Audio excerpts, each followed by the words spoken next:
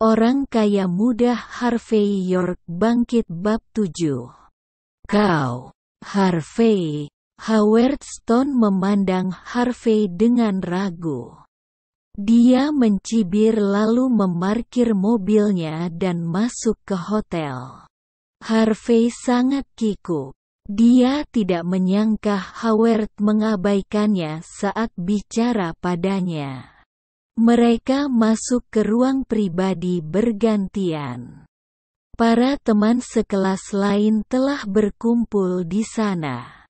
Semuanya menengok ketika pintu terbuka. Bukankah ini ketua kelas? Sang ketua kelas juga menjadi orang sukses sekarang. Sungguh tampan, seseorang menggoda. Tentu, Howard memakai jas dan sepatu kulit dengan kunci mobil Audi menggantung di pinggangnya. Dia terlihat tampan saat ini. Kemudian seseorang melihat Harvey yang berjalan di belakang Howard. Walaupun jasnya tidak pas untuknya, jas itu masih terlihat menakjubkan, berkelas, dan mahal karena merek terkenal. Seorang teman sekelasnya melihatnya dan senyum. Harvey, kau nampak sukses juga. Silahkan, kalian berdua. Telah kami siapkan 2 tempat duduk khusus.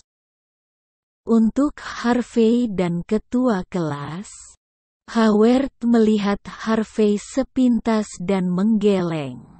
Dia tidak mengatakan fakta bahwa Harvey mengendarai sepeda listrik. Harvey merespon dan tidak mempedulikan kursinya. Malahan dia melihat sekeliling dan tidak begitu banyak gadis cantik di sana. Namun, Wendy masih terlihat cantik. Dia pantas disebut sang dewi. Wendy berpakaian setelan bisnis formal. Tubuh sempurnanya menunjukkan kemegahan tanpa cacat, seperti persik yang matang. Sangat menggoda dan menarik. Bahkan si keren Howard menyadari Wendy saat ini. Dia terkesima. Dia mendatanginya dan tersenyum menyapa. Oh, ini dia, dewi kita. Aku sudah lama tidak melihatmu. Kenapa kau tidak mengontakku? Sekarang di mana kau bekerja? Wendy tersenyum malu dan berkata lembut. Aku tidak sesukses dirimu. Kau bahkan mengendarai Audi. Howard merasa inilah kesempatannya.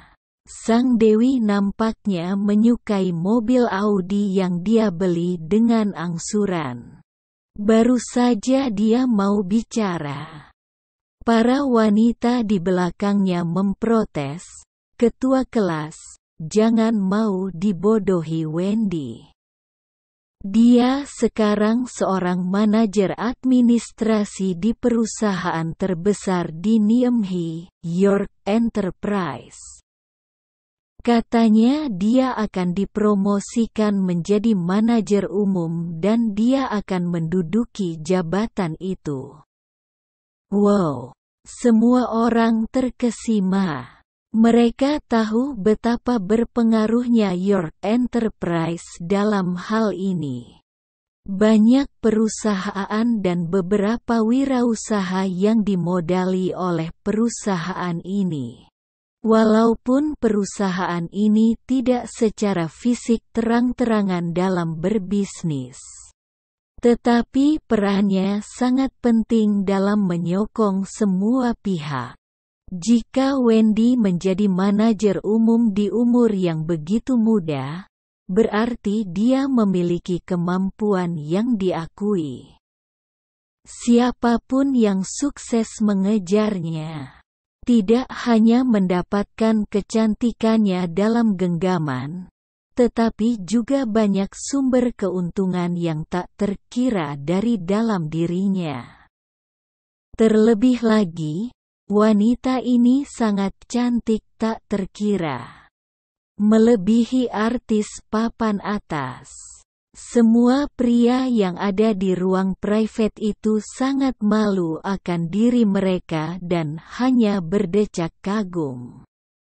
Harvey tidak begitu tertarik pada Wendy awalnya. Tetapi dia mulai meliriknya ketika mendengar tentang andilnya di York Enterprise. Lagi pula, itu sudah menjadi miliknya sekarang. Dengan kata lain, Wendy adalah bawahannya. Lalu apa benar dia mampu? Bisakah dia menjadi manajer umum? Harvey tersenyum dan berjalan keluar memikirkan itu.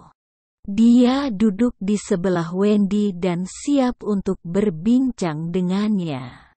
Wendy tersenyum, lalu cemberut. Setelah memandang Harvey dari atas ke bawah, lalu berkata, "Harvey, bisa kau duduk di tempat lain, jangan di sini?" "Oh, apa ini kursi orang?" Dia berdiri. "Tidak, aku hanya tidak ingin kau duduk di sampingku," ucap Wendy. "Sebenarnya jasmu bagus, tetapi kau lupa sepatumu. Atau apakah jas itu kau pinjam dari seseorang?"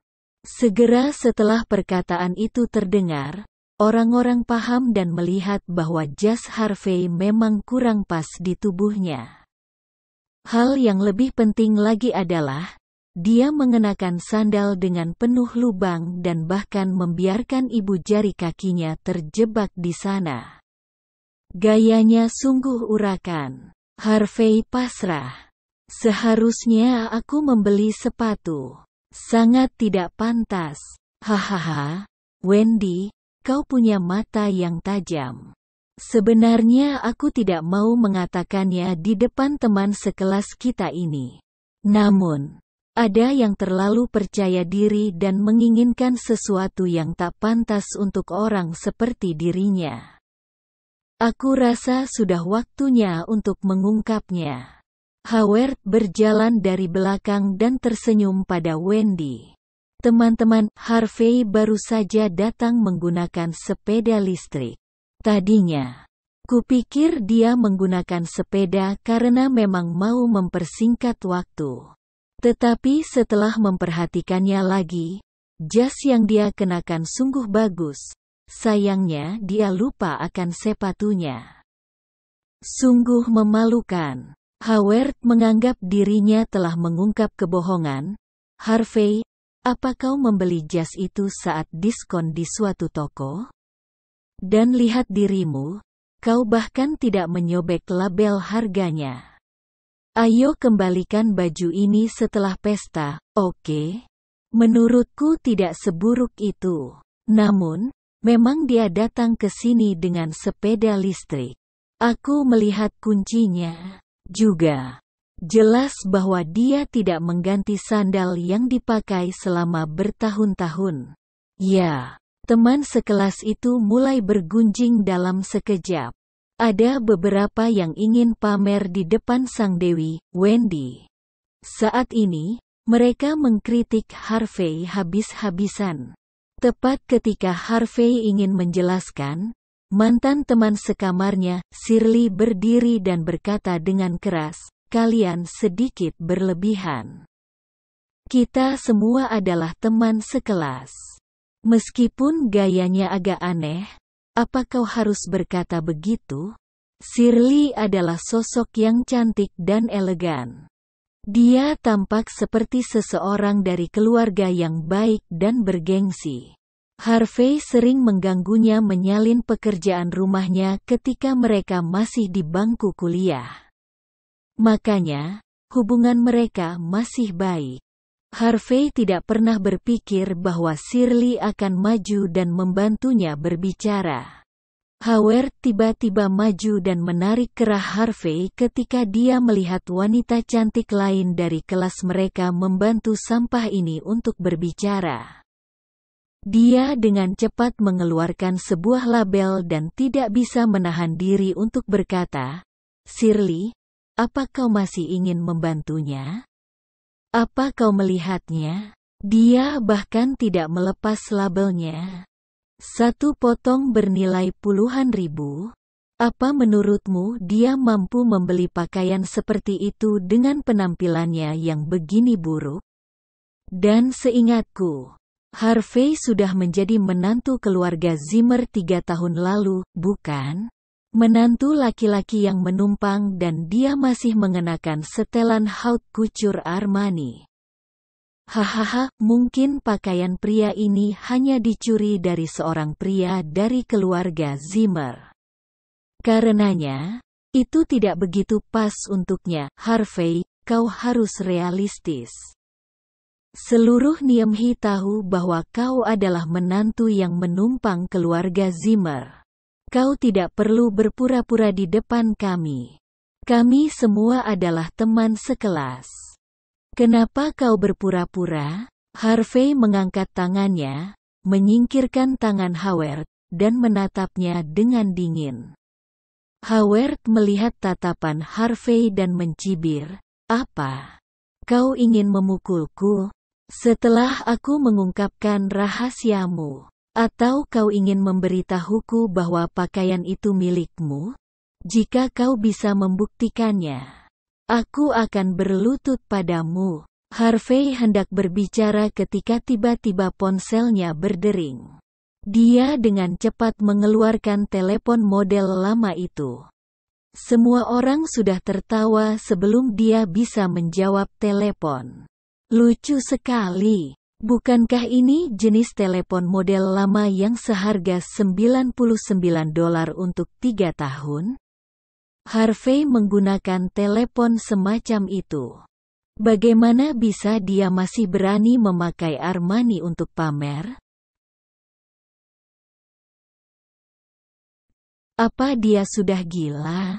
Atau apa dia menjadi bodoh setelah menjadi menantu yang menumpang? Harvey tidak peduli dengan reaksi orang lain saat ini. Sebagai gantinya, dia dengan cepat menjawab telepon. Segera, dia mendengar teriakan ibu mertuanya, Lilian, dari ujung seberang. Harvey, kemana kau pergi? Kenapa kau tidak mencuci toilet? Sial. Dia lupa tentang ini. Harvey merasa tidak berdaya. Dia seharusnya tidak datang ke pesta reuni ini. Kau memang menantu benalu. Kau bahkan dimarahi karena menghadiri pesta reuni melalui panggilan telepon. Sepertinya ibu mertuanya sedang memarahinya dan memintanya untuk kembali ke toilet. Iya.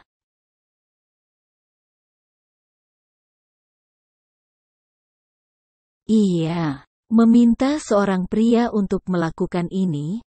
Aku lebih baik menghancurkan kepalaku sampai mati daripada mencuci toilet.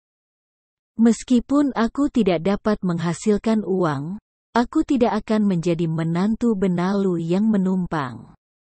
Bahkan jika kau memukulku sampai mati, aku tidak akan melakukannya. Kemiskinan menghambat ambisi pria. Aku tidak pernah mengira kau orang yang picik. Semua orang di sana mencibirnya, bahkan Shirley sedikit menghela nafas saat ini. Dia merasa tidak enak melihat Harvey dalam situasi seperti itu. Lingkungannya kebetulan sedang merekrut penjaga keamanan baru-baru ini. Tampaknya dia harus membantu Harvey untuk menawarkan pekerjaan itu. Jangan sampai dia tidak berdaya dan bahkan tidak mampu membeli sepasang sepatu. Baik, keluarlah secepat mungkin. Sampah sepertimu tidak diterima di sini. Howard menatapnya dengan jijik. Dia kemudian berjalan ke arah Wendy dan tersenyum. Dewiku. Jangan biarkan suasana hatimu rusak karena oleh orang yang tidak tahu berterima kasih. Restoran ini dibuka oleh teman baik sepupuku. Berbicara tentang sepupuku, kau pasti mengenalnya. Dia saat ini bekerja di perusahaan tempatmu bekerja. Namanya Don Sander. Teman baiknya telah membantunya, yaitu memberikan traktiran. Mungkin aku bisa meminta hotel untuk membawa anggur terbaik mereka ke sini. Dia sudah menekan bel servis sebelum Wendy bisa menjawab. Ketika pramusaji datang, dia terlihat tidak puas dan berkata, "Pelayanan macam apa ini? Kenapa kau sangat lambat? Cepat pergi dan bawa 2 botol anggur terbaik hotel di sini." Pelayan itu tertegun sejenak. Tapi kemudian pelayan berkata, "Tuan, anggur terbaik di hotel kami agak mahal. Saya takut." Howard melemparkan kunci mobil Audi dari pinggangnya ke meja. "Apa kami tampak miskin dan tidak mampu membayar pesanan? Don Sander adalah sepupuku. Kau tahu siapa dia? Dia teman bosmu. Segeralah. Bawa anggur-anggur terbaik itu ke sini." Howard dengan tenang menatap wajah Wendy dan melihat sang dewi terkejut. Tetapi dia berpura-pura tidak peduli. Dia sangat membantu malam ini. Dia yakin sang dewi akan terkesan padanya. Harvey tidak menyangka bahwa Howard adalah sepupu Don. Keduanya memiliki kepribadian yang sama yang membuatnya tertarik. Dia sangat tertarik untuk melihat apa yang akan dilakukan Howard. Segera, pelayan itu membawakan 2 botol anggur. Dia kemudian berkata dengan ramah, "Tuan, anggurnya ada di sini, tapi..." "Diam dan buka saja." Howard tertawa dan melambai dengan acuh tak acuh. "Jika kau tidak mabuk malam ini, jangan pulang. Ayo, mari bersulang untuk kita semua." Dia mengambil gelas anggurnya dan memandang Harvey yang tidak memiliki apa-apa lagi. Dia mengerutkan kening. "Harvey, meskipun kita semua teman sekelas, tidak bisakah kau melihatnya? Kau tidak diterima di sini. Apa kau masih ingin minum dengan kami?"